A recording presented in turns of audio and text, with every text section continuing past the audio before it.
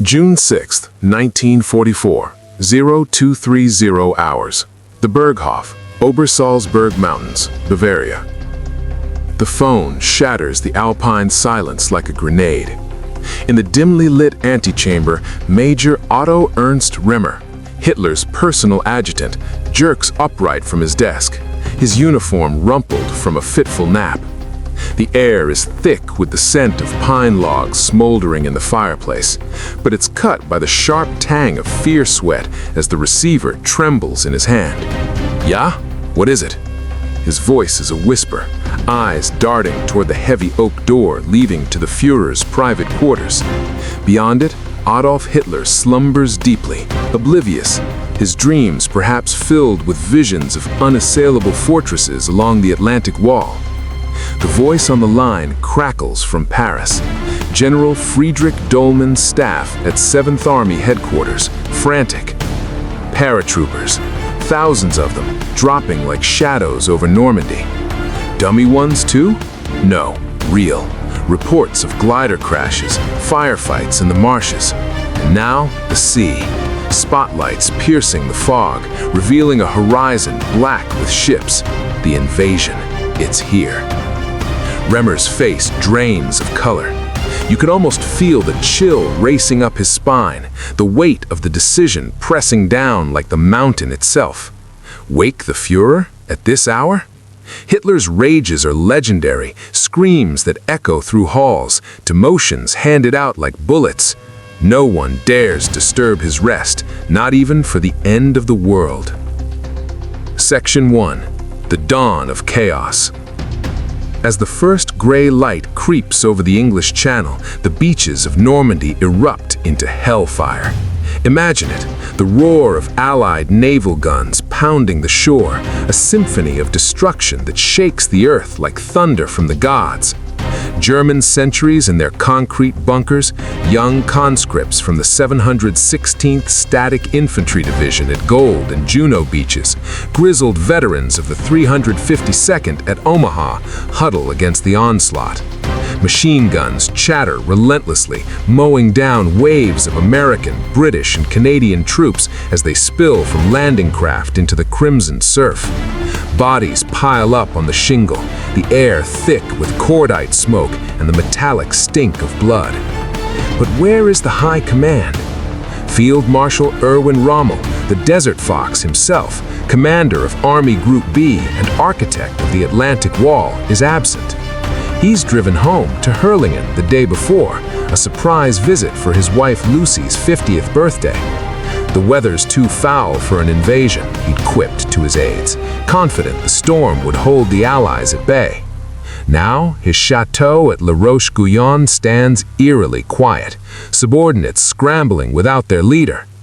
General Erich Marx, commanding the LXXVI Corps directly facing the beaches, paces his headquarters at Saint-Lô, barking orders into radios that spit static and confusion. Paratroopers at Sainte-Mère-Église, one report confirms. Gliders crashing near the Orne River bridges. Is this the main thrust or a diversion? Back in Paris, Field Marshal Gerd von Rundstedt, the aging Oberbefehlshaber West, rubs his tired eyes in the opulent Hotel Majestic. At 69, he's seen wars come and go, but this? Reports flood in. Utah Beach, light resistance, Americans advancing inland. Omaha, a slaughter, but the Yanks are clinging to the cliffs. Gold, Juno, Sword, the Tommies and Canics pushing hard, tanks rumbling ashore. Von Rundstedt knows what he needs. The Panzers, the armored fist that could crush this incursion before it takes root. Yet the Panzer reserves sit idle, scattered across northern France like dormant beasts. The 21st Panzer Division, under General Edgar Fouchinger, is the closest, stationed near Caen, just miles from the British beaches. Fouchinger, a former artilleryman with a penchant for luxury, hesitates without clear orders. Rommel had control over only 3 divisions, the 21st, 2nd, and 116th.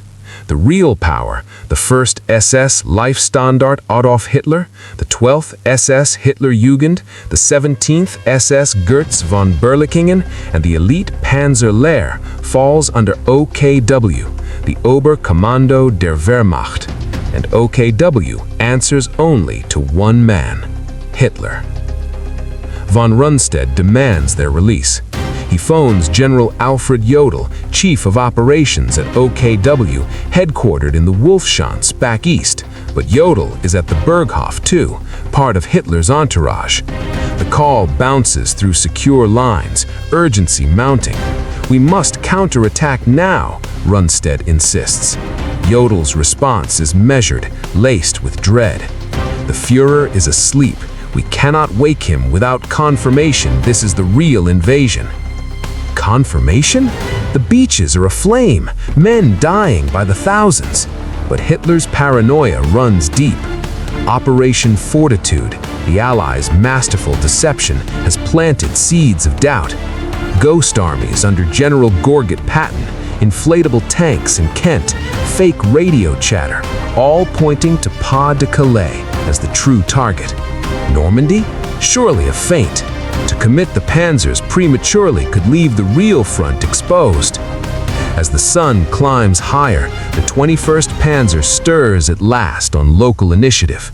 Colonel Hermann von Opelen-Bronikowski leads his Mark IVs and captured French tanks towards the British lines north of Caen. They clash with the Staffordshire yeomanry, shells whining through the bocage hedgerows, explosions ripping the Norman countryside. But it's piecemeal, uncoordinated. The other divisions? Frozen in place, engines cold, crews waiting for a word from a sleeping dictator. You feel the tension building, don't you? The clock ticks mercilessly. Every hour lost lets the Allies dig in deeper. Von Rundstedt fumes, chain-smoking in his office. Jodl stares at the Berghof's door, weighing his career against the Reich's fate. And Hitler? He stirs in his bed, dreams undisturbed, while the fate of Europe hangs by a thread. What happens when the Führer finally awakens? Will rage or resolve win the day? The Berghof's grand halls, usually echoing with the clack of boots and murmured strategies, now hum with a stifled panic. Servants tiptoe past gilded portraits, their faces pale masks in the flickering lamplight. General Jodl, his uniform impeccably pressed despite the hour, stands rigid outside Hitler's bedroom door, knuckles white around a sheaf of urgent dispatches. The clock on the wall ticks like a bomb fuse. 0630 hours now, the invasion 4 hours old. You can almost hear the distant boom of artillery from across the continent, a ghostly reminder that time is bleeding away. In the war room below, maps sprawl across oak tables, pins marking Allied landings like wounds on a body. Colonel General Hans von Salmuth's 15th Army, guarding the Pas de Calais, reports eerie quiet. No ships, no paratroops. "It's a diversion," Jodl mutters to himself, echoing Hitler's premonitions. But doubt gnaws at him. Teletypes clatter incessantly. From General Kurt Student at the Airborne Corps, American 82nd and 101st Divisions scattered across the Cotentin Peninsula, seizing crossroads at Carentan and Chef de Pont. British 6th Airborne holding the Orne bridges against counterattacks. The beaches swell with reinforcements, Sherman tanks grinding up the sand at Utah, Rangers scaling Pointe du Hoc cliffs under withering fire. Jodl glances at his watch again. Hitler retired late the night before, after a rambling monologue on the invincibility of the V weapons. Disturbing him now? Unthinkable. Memories flash. Generals sacked for lesser insolences, like Friedrich Paulus after Stalingrad. Even Field Marshal von Rundstedt, the venerable last Prussian, had clashed with the Führer over strategy. Rommel favored beach defenses, Rundstedt inland counterstrikes. But Hitler's decree was iron. Only he could unleash the strategic reserves. The Panzergruppe West, under General Leo Gerd von Schweppenberg, idles in the forests near Paris, 1,300 tanks strong, fuel tanks full, crews drilling in the morning mist. Yet without the order, they might as well be statues. An aide bursts in, breathless, another call from von Rundstedt. The situation deteriorates, Herr General. The Americans have linked up at Omaha and Utah. British armor advances on Cannes. Jodl waves him silent, his mind racing. He could wake Keitel, the obsequious chief of OKW, but Wilhelm Keitel, derisively called La Keitel for his yes-man ways, would defer to protocol. No, better to wait. Let the Führer rise on his own schedule, around 900 as usual. What's another few hours? The Atlantic Wall holds, doesn't it? Rommel's fortifications, minefields, tank traps, underwater obstacles should buy time. But out on the fields, the reality bites harder. At Sword Beach, Lord Lovett's commandos pipe their way inland, kilts swirling in the sea breeze, linking with airborne troops. The 12th SS Hitlerjugend, fanatical youths under Brigade Führer Fritz Witt, chafes at their leashes near Abbey Ardennes, eager to charge, but held back by the chain of command. Feuchtinger's 21st Panzer pushes a daring thrust between Juno and Sword, reaching the sea at Lyon-sur-Mer, a brief, tantalizing glimpse of victory. Shermans burn, infantry scatters, but without reinforcements, they withdraw under naval barrage, the gap closing like a noose. Von Rundstedt in Paris slams his fist on the desk. He's issued a provisional order for the Panzers to move, but it's toothless. OKW must confirm. He phones again, voice gravelly with age and frustration. Jodl, for God's sakes, wake him! Jodl hesitates, the receiver slick in his palm. The fear is palpable, a living thing in the room. Hitler's temper could shatter careers, even lives. Better to err on caution. Let the reports solidify. Is it really the main invasion? The Führer's intuition has been right before. Barbarossa, the Ardennes in 40. As 0900 approaches, the Berghof stirs. Eva Braun's laughter filters from upstairs, light and oblivious. Hitler emerges at last, disheveled, demanding his morning tea and newspapers. Jodl approaches, salutes crisply. Mein Führer, urgent news from the west. Hitler's eyes narrow, that piercing blue gaze that could freeze blood. The briefing begins, maps unrolled, pointers tracing the Allied arrows piercing Normandy. You sense the storm brewing, don't you? Hitler's face reddens, veins bulging. A feint! Patton will strike at Calais, he bellows. But the reports pile up, undeniable. Will he release the Panzers now, or cling to delusion and doom the defense? Hitler's briefing room at the Berghof crackles with electric tension, the air heavy with the scent of fresh coffee and stale cigarette smoke. Maps dominate the massive table, red arrows slicing into Normandy like daggers. Utah, Omaha, Gold, Juno, Sword. The Führer leans forward, his hands trembling slightly from the Parkinson's that his inner circle dares not mention. Jodl's voice is steady, but laced with caution, as he points to the clusters of pins. Mein Führer, the landings are confirmed. Over 150,000 troops by midday estimates. Airborne divisions have secured key bridges and roads. The beaches are breached. Hitler's response erupts like a volcano. Nonsense! This is exactly what I predicted. A diversion to draw our forces away from the real blow at Pas de Calais. His fist slams the table, scattering pointers. Eva Braun peeks in from the doorway, her face a mask of concern, but she retreats silently. The generals, Jodl, Keitel, Warlimont, stand frozen, their medals glinting under the chandeliers. No one contradicts him. To question the Führer's strategic genius is to court disaster.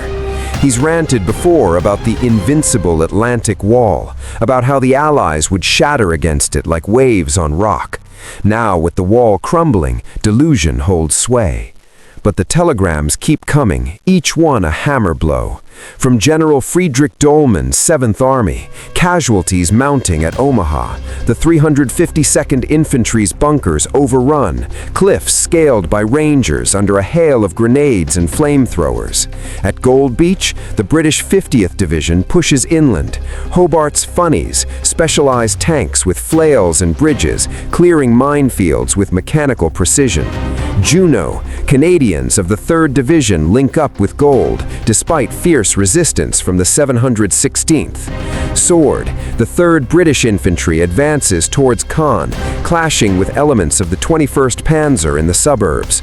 Von Rundstedt, still in Paris, chains another call through. His voice, usually measured, now borders on insubordination. The Panzers, mein Führer, release them now or all is lost. Transmitted via yodel, the plea hangs in the air. Hitler paces, his mustache twitching. He consults his astrologer in a side room, whispers of cosmic alignments influencing his mood. Finally, at 1,000 hours, he relents, partially. The 12th SS Hitlerjugend and Panzer Lehr are authorized to move, but slowly, cautiously. Hold them back for the counterstroke, he orders. Do not commit fully until we confirm Calais is safe. You can picture the frustration rippling through the chain of command, can't you? General von Schweppenberg at Panzer Group West headquarters in the Château de la Rance near Paris receives the fragmented directive. His tanks, Panthers, Tigers, the cream of the Wehrmacht, begin to rumble forward, but daylight movement invites disaster. Allied Jabos, fighter bombers like Typhoons and P-47 Thunderbolts, prowl the skies, rocketing columns into flaming wrecks. The 12th SS, under the ruthless Kurt Panzer Meyer, creeps toward Caen at a snail's pace, camouflaged under trees, avoiding roads. On the ground, the delay proves fatal. By noon, the Americans at Utah link with the 101st Airborne at Poopville, paratroopers in mud-caked uniforms cheering as tanks roll in. At Omaha, the bloodiest beach, survivors of the 1st and 29th Divisions claw their way up the bluffs, knocking out pillboxes one by one. General Bradley, aboard the USS Augusta offshore, breathes relief as reports filter in. The beachhead is secure. The British at Gold Beach capture Bayeux by evening, ancient tapestries witnessing the Liberator's march. Back at the Berghof, Hitler lunches late, discussing architecture with Speer as if the war is a distant annoyance. Jodl slips away to coordinate, but the fear lingers. Another wrong word and heads roll. Rommel, racing back from Herrlingen in his Horsch staff car, arrives at La Roche-Guyon by late afternoon, fury etched on his tanned face. "Where are my panzers?" he demands. The answer? Still en route, hampered by orders and air attacks. He phones Hitler directly, pleading for full release. The Führer's reply crackles over the line. "Patience, Rommel. The real invasion comes soon." As dusk falls over Normandy, the Allies consolidate. Over 23,000 airborne troops inland, 132,000 ground forces ashore. Gliders crash-land reinforcements, supplies stack on the beaches. The 21st Panzer's earlier probe fizzles. They're pushed back to Caen, the city aflame from RAF bombers. The 12th SS arrives piecemeal, engaging Canadian Shermans in brutal close-quarters fights. Hedgerows ambushing tanks, Panzerfausts barking in the twilight. The night brings no respite. Hitler retires early, confident in his feint theory, but whispers circulate among the high command. This is no diversion. The Atlantic Wall has fallen, and the Panzer's thunder comes too late. What horrors await as the Allies drive deeper into France? June 7th dawns over Normandy with a deceptive calm. The beaches now a labyrinth of craters and wreckage, twisted metal from landing craft, abandoned equipment half buried in sand stained red. The Allies entrench. Engineers bulldoze paths through the dunes, while supply ships unload crates of ammunition and rations under the watchful eyes of naval guns. General Eisenhower, from his headquarters in Portsmouth, pores over aerial photos. The beachheads expand like ink on blotting paper. Montgomery's 21st Army Group pushes toward Caen, a key hub for roads and rail. Bradley's 12th Army Group secures the Cotentin Peninsula, eyes on Cherbourg's vital port. In the German lines, urgency finally grips the high command. Rommel, back at his chateau, coordinates with von Rundstedt over crackling phones. The partial release of Panzers trickles into action. The 12th SS Hitlerjugend, those indoctrinated teenagers with SS runes on their collars, launches ferocious assaults north of Caen. Brigade Führer Kurt Meyer, cigar clamped in his teeth, directs from a half-track as Panthers prowl the hedgerows. They ambush Canadian columns of the 3rd Division near Authie and Buron. Shells scream, machine guns stutter, turning wheat fields into killing grounds. Bodies crumple in the dust, a Sherman brews up in flames, its crew scrambling out only to be cut down. But it's fragmented fury. The Panzer Layer Division, elite and fully motorized under General Fritz Bayerlein, grinds forward from near Le Mans, over 100 miles away. Allied air supremacy turns the journey into a gauntlet. Spitfires and Mustangs strafe columns, rockets ripping into fuel trucks that explode in fireballs. Bayerlein later recalls the horror. The planes came in hundreds, like hornets. We lost a third of our strength before even engaging. By the time they reach the front, exhausted and depleted, the Allies have fortified, anti-tank guns sighted in orchards, infantry dug into the Bocage's ancient earthen banks. Hitler, roused again at the Berghof, demands updates hourly. His map sessions devolve into tirades. Betrayal, the Luftwaffe fails us. Hermann Göring's vaunted Air Force, promised thousands of fighters, musters only a handful, most squadrons tied down on the Eastern Front or bombed into oblivion. JG-26 and JG-2 scramble from bases near Abbeville, but they're swatted from the skies by P-51 Mustangs escorting bomber streams. The Führer orders more reserves, the 1st SS Leibstandarte from Belgium, the 2nd SS Das Reich from southern France. But movement is glacial, sabotaged by French resistance cutting rails and wires. You feel the desperation mounting, the noose tightening around the German throat. At Villers-Bocage on June 13th, a week lost to indecision, the 7th Armored Division's Cromwells advance confidently until Michael Wittmann, the ace tanker of the 101st SS Heavy Panzer Battalion, ambushes them in his Tiger. In minutes, he destroys 14 tanks, a half-track inferno blocking the road. A fleeting triumph, celebrated in Berlin propaganda, but isolated. Wittmann withdraws, the British regroup. Rommel tours the front, his cap dusty, conferring with commanders like Sepp Dietrich of ISS Panzer Corps. If only we'd had the Panzers on D-Day, he laments privately. Von Rundstedt agrees, requesting permission to withdraw and form a new line. Hitler's response via teletype, hold every inch, counterattack. The old field marshal mutters to aides, make peace, you idiots, but obedience prevails. Fear still rules. The July 20th plot looms unspoken, but the atmosphere thickens with dissent. By mid-June, the beachheads merge into a continuous front, 50 miles wide. Operation Epsom sees British 8th Corps assault toward the Odon River, clashing with the newly arrived 9th and 10th SS divisions. Hill 112 becomes a meat grinder. Artillery duels shatter the landscape, bodies piling in shell holes. The Panzer Layer commits fully, but attrition bleeds them dry.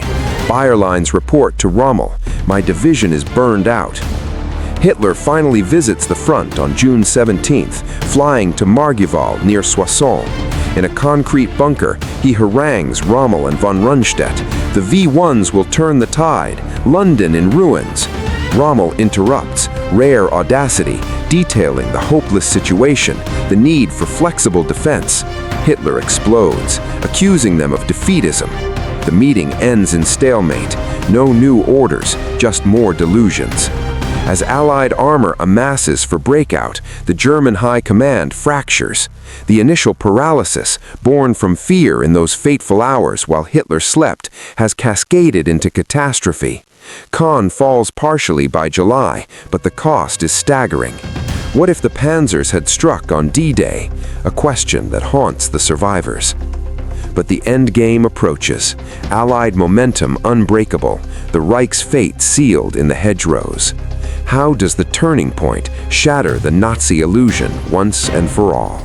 By late July, the Norman hedgerows have become graveyards, tangled mazes where tanks bog down and infantry bleed out in ambushes.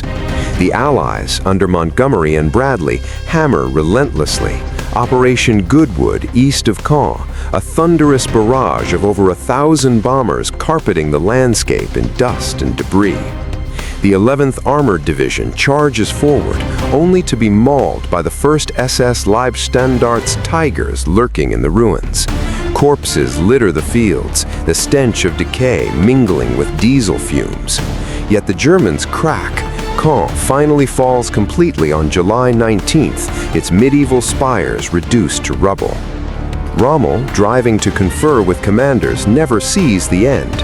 On July 17th, near Vimoutiers, RAF Typhoons strafe his staff car, rockets shredding metal, bullets ricocheting. The Desert Fox slumps, skull fractured, evacuated to Germany. His replacement, Field Marshal Günther von Kluge, inherits a crumbling front. Von Kluge, dubbed Clever Hans for his political maneuvering, arrives with Hitler's ear but faces reality's bite. The Panzers, once the Reich's iron backbone, are shadows. The 12th SS down to a handful of operational tanks. Panzer Lehr, a ghost division after relentless attrition. Hitler, isolated in the Wolfschanze now, far from the Berghof's comforts, obsesses over maps in his concrete lair. The July 20th bomb plot, Klaus von Stauffenberg's briefcase exploding in the conference room, leaves him shaken, ear damaged, paranoia rampant. Traitors everywhere, he raves, executing hundreds in purges that decapitate the officer corps. Von Kluge, suspected of complicity, treads carefully, but pleads for withdrawal. Hitler's response? Attack. Mortain will be our Ardennes. Operation Lüttich, a desperate counteroffensive on August 7th, the 2nd Panzer, 2nd SS Das Reich, and remnants of the 1st SS hurl themselves at American lines near Avranches. Imagine the chaos, Panthers rumbling through fog-shrouded valleys, clashing with the U.S. 30th Infantry Division. Bazookas bark from foxholes, jabos scream overhead, turning armored columns into pyres. The attack fizzles within days. Ultra intercepts, courtesy of Bletchley Park's codebreakers, forewarn the Allies. General Patton's Third Army exploits the gap, racing across Brittany like an unleashed hound. We're breaking out, Patton grins to his staff, his pearl-handled pistols glinting. The Falaise pocket forms, a deadly cauldron where von Kluge's Army Group B is trapped. From August 12th, Canadian and Polish forces from the north, Americans from the south, squeeze the noose.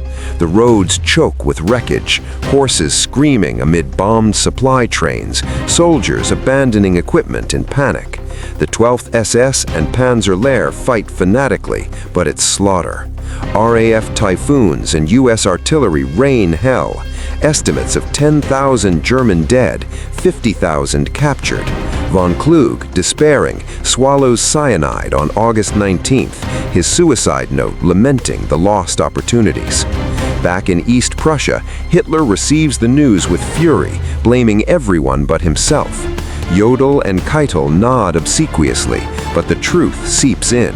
The delay on D-Day, those precious hours while he slept, cascaded into this rout. If the Panzers had moved at dawn, crushing the beaches before reinforcements landed, perhaps the invasion repelled. Instead, Paris falls on August 25th, de Gaulle parading triumphantly.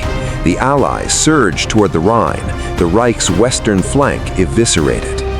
You taste the bitterness, the what-ifs hanging like smoke over the battlefields, the High Command's fear, that paralyzing dread of waking the Führer sealed Normandy's fate. But as autumn approaches, Hitler's delusions spawn one last gamble, the Ardennes offensive. Will the ghosts of D-Day haunt that winter push, or offer a final futile redemption? Winter grips the Ardennes forest in December 1944, snow blanketing the fir trees like a shroud over forgotten graves. Hitler, scarred and stooped from the July bomb blast, huddles in his Adlerhorst bunker near Bad Nauheim, plotting his final throw of the dice, Unternehmen Wacht am Rhein, the Battle of the Bulge. The ghosts of Normandy whisper in every staff meeting, those idle panzers on D-Day, the hours squandered while the Führer slept. Now he amasses 200,000 men, 1,000 tanks, the 5th and 6th Panzer armies under Manteuffel and Dietrich, for a desperate thrust through the weakly held American lines, aiming to split the Allies and seize Antwerp. The High Command, decimated by purges, obeys with hollow eyes. Jodl briefs the plan in terse tones, maps showing arrows piercing the fog-shrouded hills. But the fear lingers, a bitter echo of that June night at the Berghof. No one dares question the fuel shortages, the Luftwaffe's impotence, the skeletal divisions scraped from the Eastern Front.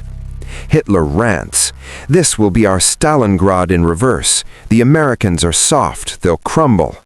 Keitel nods mechanically, but privately, generals like Model and Rundstedt, reinstated after a brief dismissal, know the truth. The Reich is bleeding out, resources funneled into V-2 rockets that terrorize London but change nothing. Launch day, December 16th. Artillery roars at 0530 hours, a barrage that shakes the earth like Normandy's naval guns in reverse. SS Panzer divisions, the rebuilt Leibstandarte, the Das Reich, surge forward in the pre-dawn gloom, catching GIs of the 99th and 106th Infantry Divisions off guard. Bastogne becomes a siege, paratroopers of the 101st Airborne holding out in freezing foxholes, nuts to the German surrender demand. Kampfgruppe Piper, led by the ruthless Joachim Piper, races toward the Meuse, but fuel runs dry. Massacres at Malmedy stain the snow red, 84 American prisoners executed in a field. You can almost hear the engine sputtering, the crunch of boots in the ice. For a moment, it works. The bulge swells 50 miles deep. Eisenhower scrambles reinforcements. Patton pivots his Third Army north in a blizzard march. But the skies clear on December 23rd, and Allied air power descends like avenging angels. P-47s strafe Tiger tanks into scrap. Supply lines evaporate. By Christmas, the offensive stalls. January brings counterattacks, the bulge flattened by February. Losses cripple the Wehrmacht, 100,000 casualties, irreplaceable armor gone. Hitler retreats to Berlin's Führer bunker, his dreams of miracle weapons fading. The realization crashes in waves. Generals reflect in hushed tones. Von Rundstedt, testifying later at Nuremberg, pins the Normandy debacle on that fateful delay. If the panzers had moved at once, we might have thrown them back into the sea. Jodl, facing the gallows, admits the paralysis of fear, the cult of personality that bound their hands. Hitler's sleep on June 6th wasn't just a nap, it was the turning point, the dramatic realization that hubris and terror had doomed the Third Reich. As Soviet armies close from the east, American and British forces cross the Rhine in March 1945. The end rushes like a tidal wave. Cities fall, Cologne, Frankfurt, the Ruhr pocket engulfing 300,000 troops. Eisenhower's broad front advances inexorably, meeting the Red Army at the Elbe. Hitler, trembling in his underground lair, marries Eva Braun in a macabre ceremony, dictates a will blaming everyone else. On April 30th, as Berlin burns, he swallows cyanide, a pistol shot echoing the finality. Goebbels follows. The High Command scatters. Keitel signs the surrender on May 8th, VE Day dawning over a ruined Europe. In the aftermath, the world reckons with the cost. 60,000 Allied casualties in Normandy alone, millions more across the war. The Atlantic Wall's fall, accelerated by that night's inaction, shortened the conflict by months, saving countless lives. Yet the terrifying atmosphere in the Nazi hierarchy, generals cowering before a tyrant's temper, serves as an eternal warning. Power unchecked breeds catastrophe. Fear silences the voices that could avert it. As Allied troops liberate camps, uncovering horrors beyond imagination, the full weight settles. Normandy wasn't just a battle, it was the hinge of fate, swung wide by a sleeping dictator and the men too afraid to wake him. What lessons echo from those beaches today, in halls of power where decisions hang on fragile threads?